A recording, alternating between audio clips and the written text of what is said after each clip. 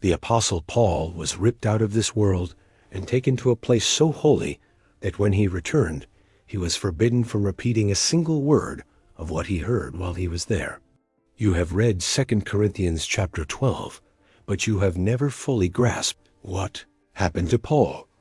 He experienced something so far beyond human understanding that language itself collapsed under its weight. Paul stood in the third heaven. He entered paradise itself. He heard words that no human tongue is permitted to speak. And when he came back, God gave him a thorn to keep him humble. Most Christians skip over this passage without realizing they are reading about the most extraordinary spiritual experience recorded anywhere in the New Testament outside of the resurrection of Jesus Christ himself. Today, I am going to take you into what Paul experienced, what the third heaven is, what he heard there, why he was silenced, and what this means for every believer alive today. 2 Corinthians chapter 12 verse 1 says Paul must go on boasting, though there is nothing to be gained. He says, I will go on to visions and revelations of the Lord God Almighty. Paul did not share this experience to elevate himself. He was reluctant. He was being forced by circumstances to defend his apostleship. False teachers in Corinth were questioning his authority and his calling. These false apostles were boasting about their credentials, their visions, and their spiritual experiences. Paul responded by revealing something he had kept hidden for 14 years. He had been to the third heaven. 2 Corinthians chapter 12, verse 2 says, I know a man in Christ who 14 years ago, whether in the body, I do not know, or whether out of the body, I do not know. Paul referred to himself in the third person. He said, I know a man in Christ. He was speaking about his own experience, but with a humility that refused to draw personal attention to it. He kept this secret for 14 years. For over a decade, Paul carried this experience inside him without telling anyone. The weight of what he saw was so sacred that he guarded it in silence. Notice what Paul says next. He says, whether in the body I do not know, or out of the body I do not know, God knows. Paul could not determine his own physical state during the experience. This means the experience was so overwhelming that Paul lost awareness of his own body. He did not know if his physical flesh went to heaven, or if his spirit was separated and taken alone. This is not a dream. In a dream, you are sleeping. This is not a vision. In a vision, you are aware of your surroundings. Paul was so consumed by what happened, he lost all self-awareness.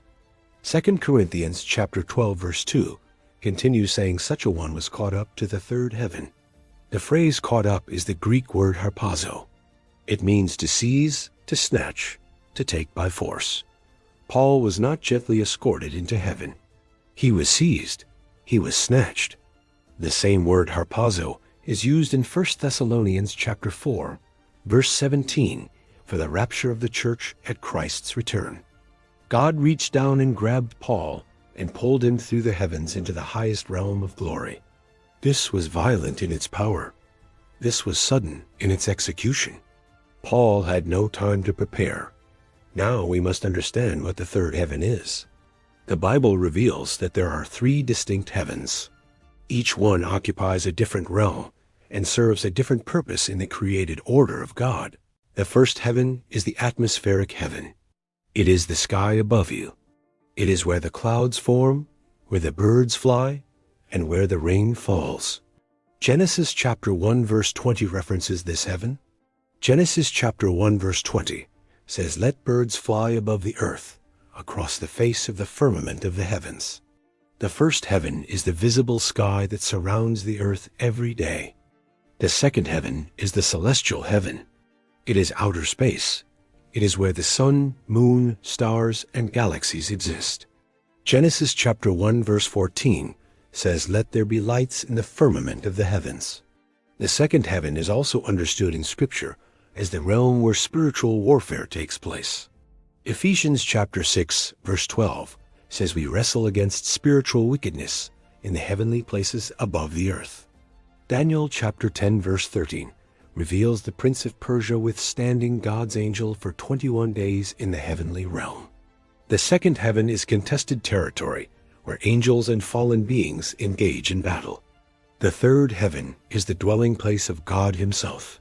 It is the highest heaven. It is where the throne of God is. It is where the angels worship. It is where the glory of God dwells. 1 Kings chapter 8 verse 27 records Solomon saying, "The heaven and the heaven of heavens cannot contain you."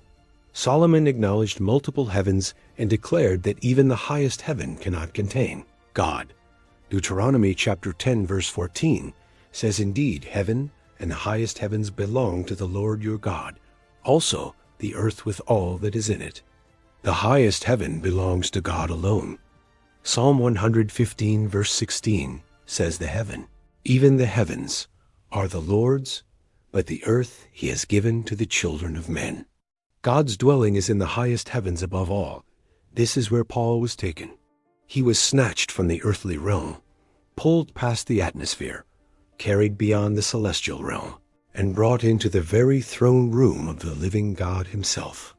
2 Corinthians chapter 12 verse 3 says, "And I know such a man, whether in the body or out of the body, I do not know. God knows." Paul repeats his uncertainty about his body. The repetition emphasizes the point. This experience was beyond human categories. It was beyond physical or spiritual classification. Paul could only say, "God knows." Only God understood the full nature of what happened. 2 Corinthians chapter 12 verse 4 says he was caught up into paradise and heard inexpressible words which it is not lawful for a man to utter. This is the most stunning verse in the passage. Paul identifies the third heaven as paradise.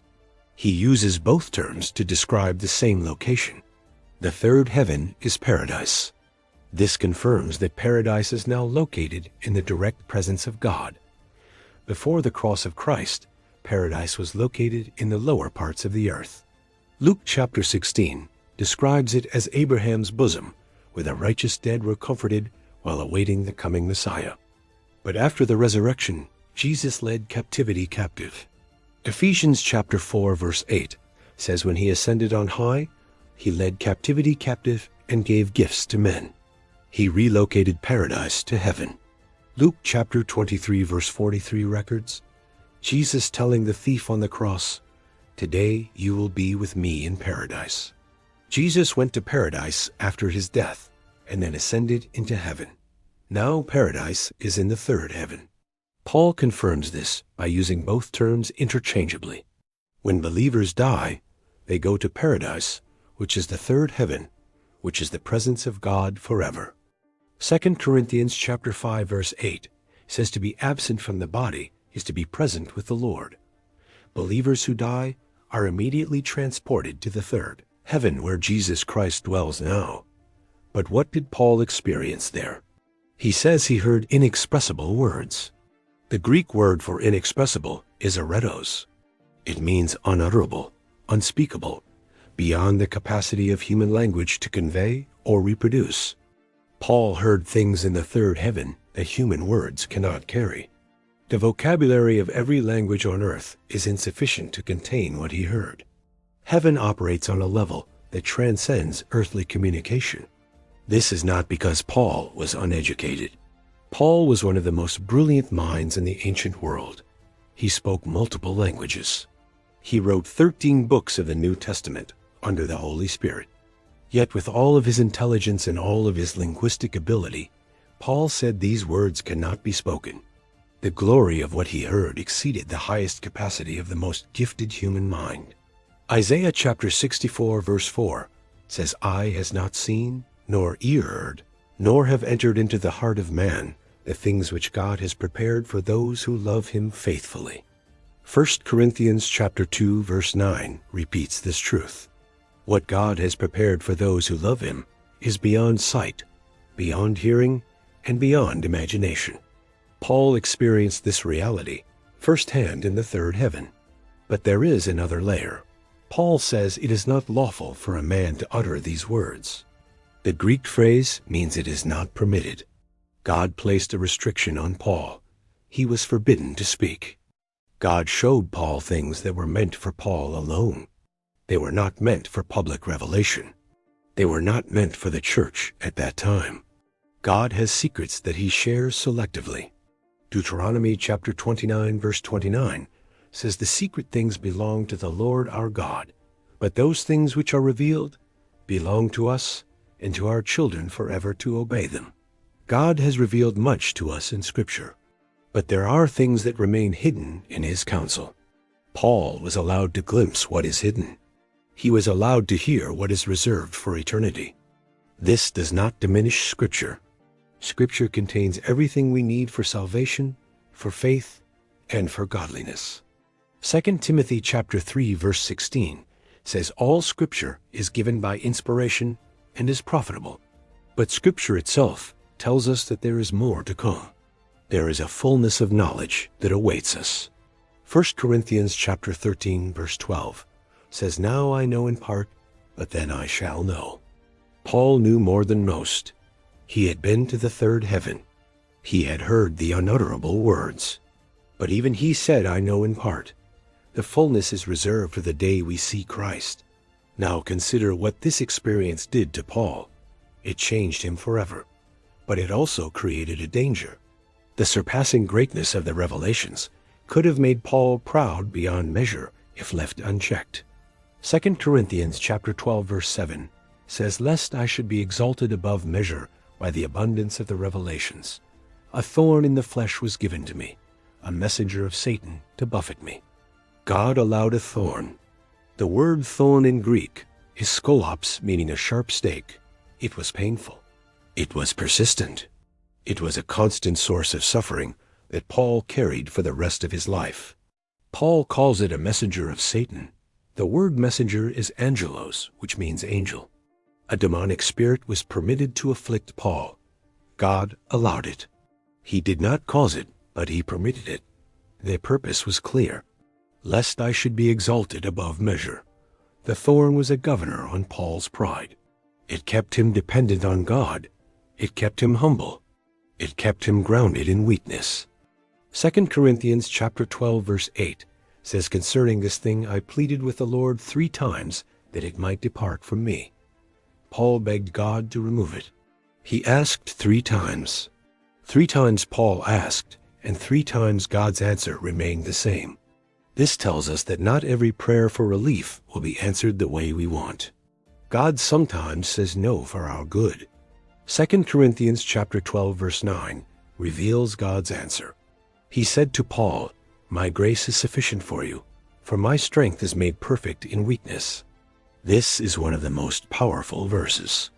God's grace is sufficient, not barely sufficient, not almost enough, completely sufficient. Whatever you face, whatever thorn you carry, whatever battle you endure, the grace of God is more than enough for you. God's strength is perfected in weakness. When you are weak, you depend on God. When you depend on God, his power flows through you without the obstruction of human pride or self-reliance blocking it. Paul's response is one of the most remarkable statements in Scripture. 2 Corinthians chapter 12 verse 9 continues saying, "Therefore most gladly I will rather boast in my infirmities, that the power of Christ may rest." Paul chose to boast in his weakness. He chose to glory in his suffering. He understood that the thorn was not his enemy. It was his teacher. It kept him close to the source of power. 2 Corinthians chapter 12 verse 10 says, "Therefore I take pleasure in infirmities, in reproaches, in needs, in persecutions, in distresses for Christ's sake. For when I am weak, then I am strong. When I am weak, then I am strong." This is the paradox of the kingdom of God. The world says strength comes from self-sufficiency. God says strength comes from total dependence upon Jesus Christ alone. The third heaven experience gave Paul a glimpse of glory that sustained him through every trial he faced. Shipwrecks, beatings, stonings, imprisonments, and betrayals could not break him, because he had seen the other side. Romans chapter 8 verse 18 says, "I consider that the sufferings of this present time are not worthy to be compared with the glory which shall be." revealed in us through Jesus Christ our Lord. Paul could say that because he had been there. He had seen the glory. He had heard the words. He knew that everything on this side of eternity is temporary, and what awaits us is beyond comprehension. Philippians chapter 1 verse 23 says Paul had a desire to depart and be with Christ, which is far better. He longed to return to what he had already tasted in the third heaven. What Paul saw is waiting for every believer who belongs to Jesus Christ. The third heaven is your inheritance. Paradise is your destination. The presence of God is your eternal home through the blood of Jesus. One day you will hear what Paul heard. You will see what Paul saw. You will stand where Paul stood, and you will understand why he said no eye has seen what God has prepared for you.